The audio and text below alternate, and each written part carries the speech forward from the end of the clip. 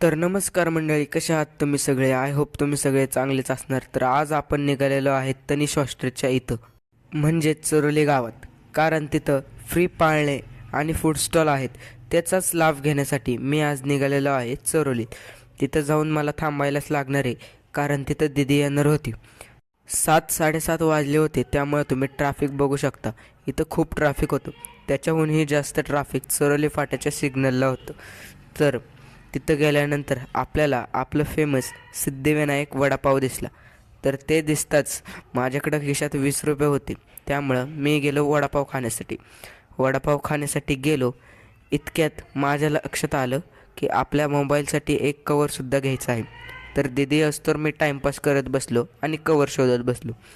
तर मी गेलो होतो शिवशक्ती मोबाईल कवरच्या दुकानामध्ये, कारण तिथं आपल्याला सर्व प्रकारचे कवर उपलब्ध होतात. त्यानंतर मी तिथं आज जाऊन कवर घेतलं. तितक्यात बाहेर दिदीसुद्धा आलेली होती. तर आम्ही दोघं मम्मीची वाट बघत बसलो. त्यासाठी मम्मी येणार म्हणून आम्ही BRTत येऊन थांबलो होतो. पण इतक्यात आम्हाला कळालं की मम्मी रिक्षाने येणार आहे. त्यासाठी आम्ही BRTच्या बाहेर पडलो. इतक्यात मम्मी आम्हाला दिसली. तर मम्मी आमच्याकडे तर काय लक्षच देत नव्हती. मम्मी नुसती पुढं निघालेली होती.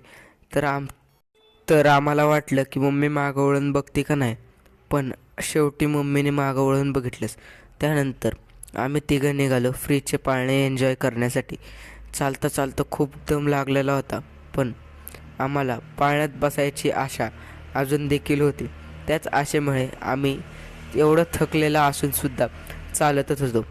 आम्हाला थोडा आराम वाटला, कारण आम्हाला समोर आकाश पाळणा दिसत होता. तिथं एंट्री करण्यासाठी सुद्धा एक पास लागत होता. तो पास घेण्यासाठी खूप गर्दी होती. त्यासाठी आम्ही पास घ्यायला निघालो. आम्हाला सहजासहजी पास उपलब्ध झाला, त्यामुळं आम्ही आत एंट्री मारली. आत एंट्री मारल्याच आम्हाला समोर महेशदादा लांडगे यांचा बॅनर दिसला, कारण यांच्या बड्डेनिमित्त हे सर्व पाळणे फ्री होते. त्याच पाळण्याचा लाभ घेण्यासाठी आम्ही सर्वात आधी गेलो आकाश पाळण्यामध्ये बसायला. त्यानंतर गेल्यावर तुम्ही बघू शकता खूप मोठी लाईन होती.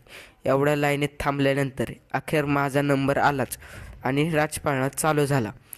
थोडीशी भीती वाटत होती, पण तुम्ही बघू शकता वरतून अख्ख्या चरोली गावाचा व्ह्यू येत होता. हा व्ह्यू असला मस्त वाटत होता. समोरून असं वाटत होतं की आम्ही आकाश पाळण्यातून पडतोय का काय.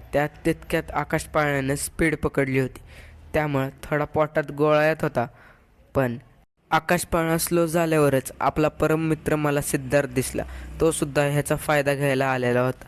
त्यानंतर आम्ही तिघांनीही डिसाईड केलं की आता ड्रॅगनमध्ये बसायला जायचं, कारण ड्रॅगनला एवढी मोठी लाईन नव्हती. तर ड्रॅगनमध्ये बसल्यानंतर मी स्नॅपचॅटमधून एक चांगला स्नॅप काढला आणि तो स्नॅप टाकला. त्यानंतर हळूहळू आकाश पाळणा स्लो झाला आणि आम्ही उतरलो. उतरल्यानंतरच आम्ही डिसाईड केलं की आता ब्रेक डान्समध्ये जाऊन बसायचं. त्यामुळं मी गेलो ब्रेक डान्समध्ये बसलो. बसून खाली येतोय का नाही तवर मला माझ्या शाळेतला मित्र विराज भेटला. तर त्यानंतर आम्ही यात्रेतून बाहेर पडलो, कुल्फी घेतली आणि खात खात घरी निघालो. रात्रीचे 10 वाजले होते आणि अंधारसुद्धा खूप पडला होता. याच अंधारातून आम्ही घरी निघालेलो होतो. तर मी माझ्या गल्लीत पोचलो.